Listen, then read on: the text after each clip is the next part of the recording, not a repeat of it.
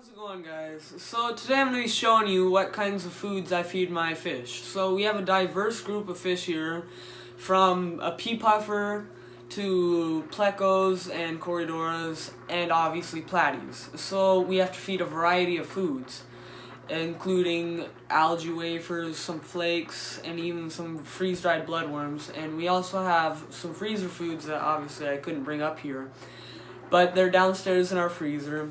So I'm going to show you the pellets and the wafers that I feed. So I feed the Fluval pellets. They're amazing. All the fish go crazy over it. And then we have some of the algae wafers. My mom loves to go through the reviews on Amazon and Chewy, and she loves to go through them and read them and see which one's the best. And I love her for it, so thanks. She's actually the one who's recording. So. And so, all kinds of diverse foods and pellets and wafers and yeah. So we feed.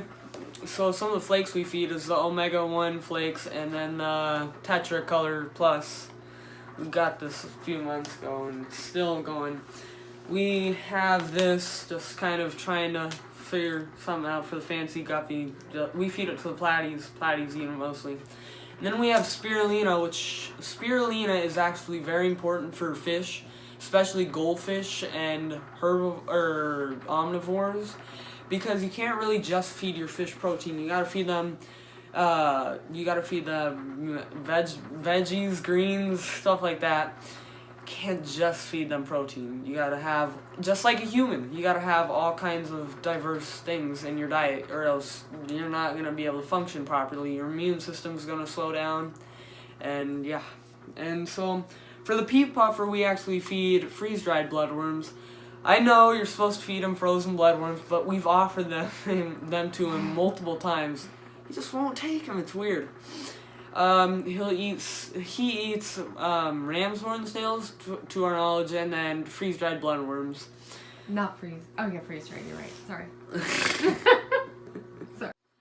And so we also feed a whole other variety of frozen foods to our platies, corydoras, and even the plecos kind of get in on it too. So we feed the frozen bloodworms, and then it's something cyclops, I'm not quite sure. And then there's another food that's like the cyclops, but I think it's more vegetation than the cyclops. And so they love that too.